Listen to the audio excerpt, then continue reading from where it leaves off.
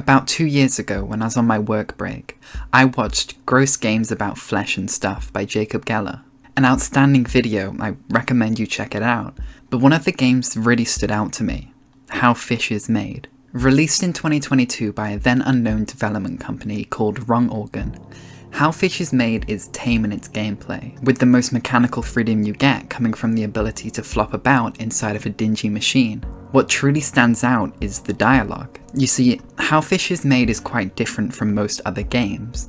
There isn't a clear set story and obvious right choices to make, and there aren't even grey area choices to make. Debatable on whether you're morally correct for the decisions. Arresting Clasher, Miss Oranga Disco Dancer comes to mind as a great example of this. How Fish is Made gives you one choice: up or down. Is the meaning explained? No. Will you get a satisfactory answer on whether up or down was the right choice by the end of the game? No. Will there be an electro swing musical number performed by a parasite singing about life and death, overlaid with some of the most stomach-churning visuals? Actually, yeah. But what How Fish is Made is actually trying to say, at least in my interpretation, is a greater commentary surrounding gut instincts, intuition, and how new information may sway you from what you previously thought was correct. There's also discourse on truthfulness. Can you be held accountable if you told one fish that going down was correct, only to learn from another that he knows for certain up is the right option? How true to yourself can you be in a situation like this? At the end of the game, and after seeing a character that has now become very familiar to many, I was asked very politely to wishlist the developer's new game.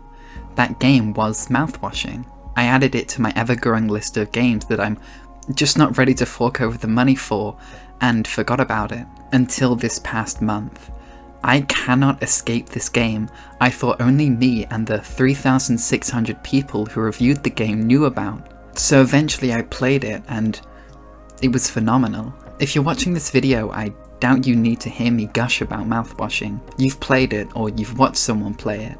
You know how great it is. There is so much to talk about with this game. The dream sequences, the character studies. If How Fish is Made was about choice, Mouthwashing is about the responsibility of choices made. This is the path I've seen most people take when analysing the game, so for this video I'm only going to touch on the subject lightly, and instead talk about an aspect of mouthwashing I feel people have left out, and one that attracts me much, much more. That is its commentary on capitalism, the workplace, and those who make up the numerous cogs within the machine. There's a mountain of remarks and critiques that I intend to cover. So without further hesitation, let's start the video. So the first place I want to begin with is Jimmy, the character that we play as for most of the game, and we'll be coming back to Jimmy quite a lot throughout this. To give a brief overview of Jimmy, he's incompetent, selfish, and overall a shitty guy to those around him, but he's also one of the most interesting characters. Jimmy is a beautiful illustration of the new man capitalism intends and succeeds in building. His focus is on getting the job done, uncaring for how his co-workers feel about it or how his actions make them feel. Jimmy is driven by his dream to ascend the corporate ladder, a ladder that the captain, Curly, is vying to leave. The main conflict of Jimmy's character stems from his dream. He wants to be up there, a captain. He wants what Curly has, but he hasn't earned anything. He is positioned as co-pilot not because of a successful career, but because Curly put in a good word with Pony Express, and nepotism took the reins. Jimmy is conflicted between what he knows is a good worker and what it takes to climb the corporate ladder. He sees Curly as an almost deified figure, someone who's been able to achieve while still being a quote-unquote good person. All I ever hear is how good of a leader you are.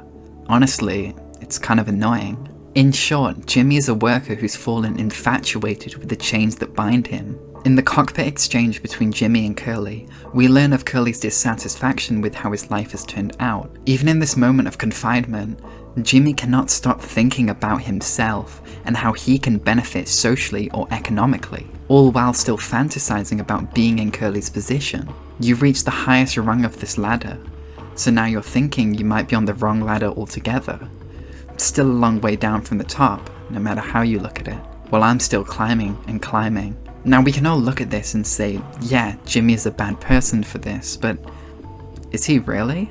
Capitalism rewards the breakdown of social bonds, and the individual, isolated from the world. In a hierarchical system that promotes competition, you need to look out for number one at all times. If you're not currently pushing someone below you, you're the one getting pushed.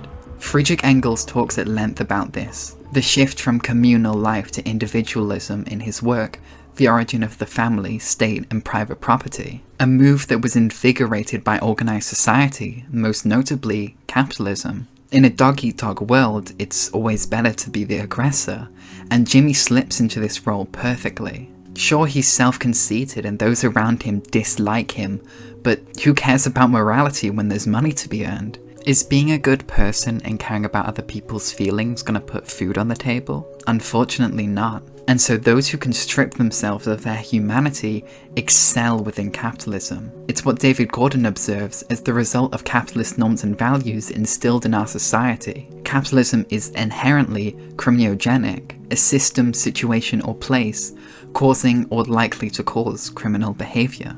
There's an entire field of study surrounding corporate psychopathy.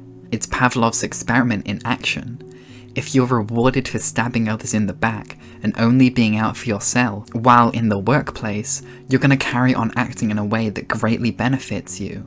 I recall being a child and watching Walking Dead analysis videos, and when discussing characters like Negan or the Governor, a common sentiment was that they were born for the apocalypse. While I would push back against the idea that anyone is inherently born for anything, I would put Jimmy in this category. He was born, or more accurately, adapted for capitalist life, alongside Trump, Bezos, or hell, even Patrick Bateman. Now his relationship with Curly is one of admiration and disgust, admiring how Curly has the life that he wants, and disgusted at how quickly he's willing to throw it all away. But the more important relationship Jimmy has is with Anya. Where Jimmy plays the inferior role to Curly, Jimmy reverses this designation with Anya. And this is where we see the depths of depravity Jimmy will reach because of his dream. To be satisfied in a hierarchical system, you need someone to look down on. With Swansea being a seasoned mechanic and Daisuke's happy-go-lucky attitude, Anya becomes the prime target for Jimmy. That and Anya is a woman. If Jimmy has taken on the ideals of the bourgeoisie, there's no doubt he takes on male supremacy and misogyny. The two are intrinsically interlinked. His domination over Anya acts as a relief from the position of co-pilot. He roleplays his fantasies of power and status onto Anya, such as being verbally abusive towards her when she cannot complete her job, a position that many people have been in with their boss. Jimmy feels emasculated by the co-pilot, and his knowledge that he didn't really earn his place, and so he needs to regain his masculinity. This is done through the subjugation of Anya. This dynamic is commented on by the sociologist Talcott Parson and his warm bath theory. The role of the woman within the nuclear family is to act as a stress relief or a calming tool for the male breadwinner to utilize, readying them to get back up the next day and go to work. Like Parson, this is probably how Jimmy sees their relationship, and they both see it as good. Anya may align closer to Fran Ansley's analysis, that women become the takers of shit for men under capitalism, the victims of domestic and sexual violence or exploitation. The key event of the two's relationship comes from the rape Jimmy performs on Anya. This act is the crystallization of Jimmy's dominance over her. He controlled her emotions, her interactions, and now he controls her body. The rape of Anya is Jimmy finalizing his path down in humanity in search of power. He does it not out of circumstance or misunderstanding, as if those were justifications for rape, but he does it out of want, out of desire. This is him reinstating to himself his position at the top of the social ladder, to be able to control those he views as below him, even if it's only in his own deluded mind. Because in a twisted way he views this as his right. Take the Stanford prison experiment as an illustration of how quickly people will change once you give them power, status, and a uniform.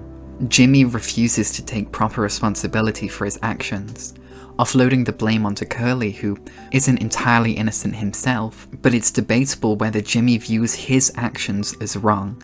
If he could just get to Curly's position, or higher, there's small chance that he would be held responsible for his actions. It's pretty well known that authorities are near incompetent when dealing with sexual assault or cases of rape, and the more money you can splash out, the less likely you are to see any case brought against you. Through NDAs or hush money, the rich can suppress any claim made against them. And even if they are out in the open, explicitly predators, they rarely see jail time. How many people on the Epstein flight logs have been put behind bars? If the rules and laws are built from the top, don't you think they'd construct them in ways to leave them exempt? This line of thinking leads directly to the biggest story beat in the game. After Curly gets word that Pony Express are going under and the Tulpa crew are being laid off, this causes an outburst from Jimmy, who accuses Curly of abandoning them. While Curly can move on with his life with the wealth he's built up from his position as captain, at this moment, Jimmy's world begins to crumble.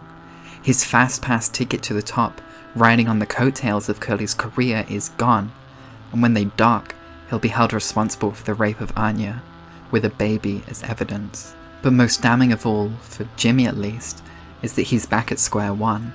His fantasies of his ivory tower are stripped away, and he'll just be another worker. So in an act of rebellion, he crashes the Tulpa into an asteroid. Better to die in delusions of grandeur than to live as a wage labourer. Jimmy justifies his actions with Curly because of the rape. It'll ruin both of them. Curly for his negligence in inaction to protect Anya, the only woman on board the Tulpa, and Jimmy for committing the rape. But this motivation isn't really accurate. Sure, it's what Jimmy says, but is Jimmy a trustworthy protagonist? If Jimmy needed Anya gone, he could have used the gun or the axe. Both need Curly's permission, sure, but Jimmy's already laid blame on Curly. There's a medical facility on board. People have terminated pregnancies long before surgical abortions were put into practice. Jimmy crashes the Tulpa out of hatred. Hatred of Curly for dropping him, hatred of Anya for being his victim, and hatred of himself for not achieving what he dreamt of. I really like Anya. She was my favourite character on first playthrough and still is while writing this. I wish I had more to say about her, specifically because I think it's a little fucked up only mentioning her in relation to the rape committed against her. I just don't have that much to say within the context of this video essay. I hope this doesn't come across as me just reducing a woman to the crimes committed against her instead of her character as an entirety, as it so often happens with media. Each of the characters we meet represent a clear-cut archetype, in alphabetical order, excluding Jimmy and Curly because I've already spoken about them quite in depth. Anya is timid and nervous. Daisuke is internally filled with shame about the indirection of his life, and Swansea is tough but gets the job done. Or at least this is how they're presented towards us. But there's a great deal of contradiction between the fronts each character puts up and their real personality. Anya was upbeat and bubbly, knowledgeable about the rules and regulations of their mission. Daisuke was the optimist, and Swansea is a sad drunk with a caring side for his fellow crew. The front we see each person put up post-crash and post-layoff is a direct response to their material circumstances. What we see here is the degrading of the person, of their emotions. For the worker, they are stripped of their means of production, stripped of secure housing and means of subsistence, all while they have to sell themselves, their labour power. When we see our crew being tossed aside by Pony Express, we see in tandem a shift in their personality. This is because of two reasons. The division of labour setup regulates workers to such a specific role that if they are abandoned by their company, it becomes increasingly hard to find another source of income. How many other delivery services are willing to hire a medic without proper training?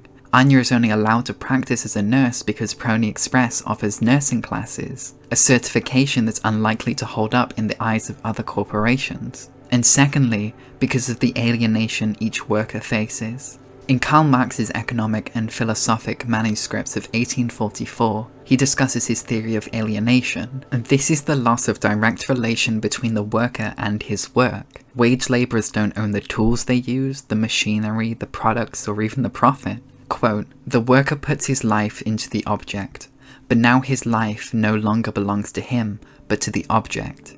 Hence, the greater this activity, the more the worker lacks objects. Whatever the product of his labour is, he is not. Therefore, the greater this product, the less is he himself. The alienation of the worker in his product means not only that his labour becomes an object, an external existence, but that it exists outside of him independently, as something alien to him. and that it becomes a power on its own confronting him. It means that the life which he has conferred onto the object confronts him as something hostile and alien." End quote. Under a system where the proletariat cannot reap the benefits of their labour, we become disconnected, not just from our work, but from ourselves and from each other. If we cannot truly be ourselves, then connecting with one another becomes an impossible task. The only character that I genuinely think stays true to themselves is Jimmy, because he sees himself as above all of this. Though affected by alienation, his cutthroat nature with the rest of the crew persists. Even in his moment of humanity, putting Curly into the cryopod, it's far too late. Instead, Jimmy opts for a much harsher approach towards his crew. French existentialist and later Marxist Jean-Paul Sartre has this concept of bad faith, the adopting of false values to reject your freedom to act as an individual with agency. Specifically, Sartre uses the example of people inheriting jobs as their identity, a way to acting too waiter-esque. The waiter is just assuming a societally made position instead of being authentically himself. I think this is kinda how Jimmy views his co-workers. Due to this alienation and inability to connect, Jimmy reduces each person down to their roles aboard the Tulpa. He respects Curly as the esteemed captain, is hostile towards Anya for being underqualified and towards Daisuke for his lack of experience, and is begrudgingly civil with Swansea due to him being a seasoned mechanic. Not only has Jimmy reduced himself down to the aspiration of a mere title, but he does the same to the crew, ignorant of their agency and individuality as real people, not cogs within the machine.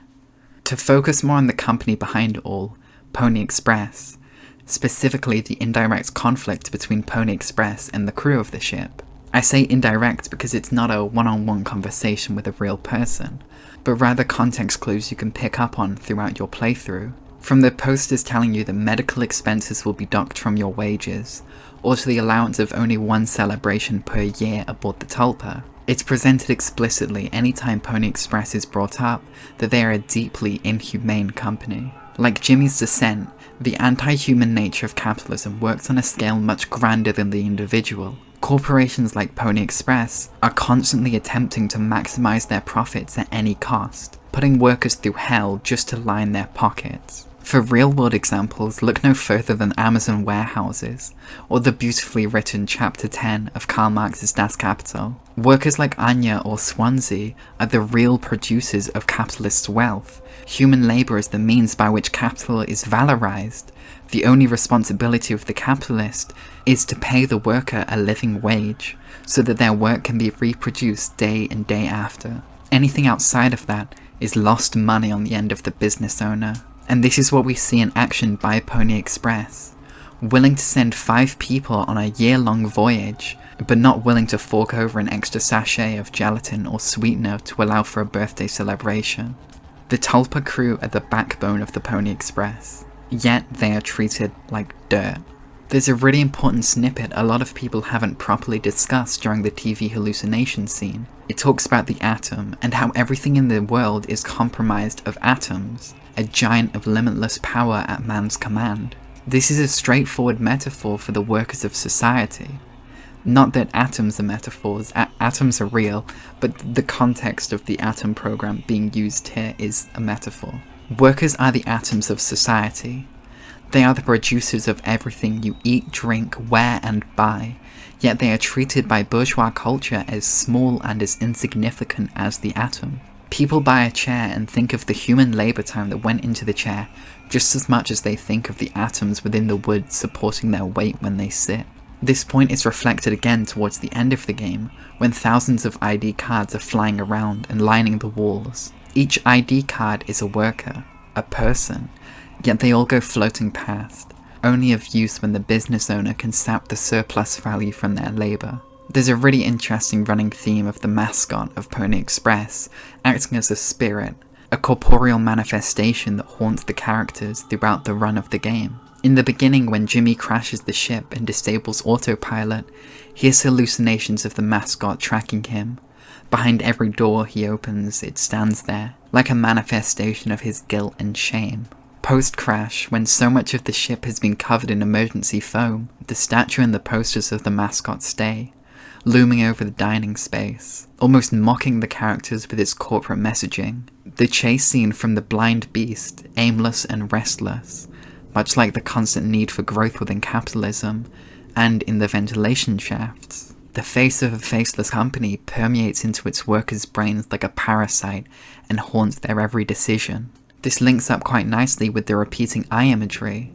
To Jimmy, Curly represents the company, and so his one remaining eye stays watching over him, analysing his every move. Mouthwashing is a game about so much more than work, about responsibility, interpersonal relationships, addiction, depression, and the list just goes on. I wanted to keep this video concise and stick to my strong suit, Marxism, and because the critiques of capitalism the game makes are really what stood out for me during my playthrough. But I really hope to see more people talk about this game from an analytical perspective, and just no more recap videos, Jesus Christ. I have been Unajoy, and you have been entertained.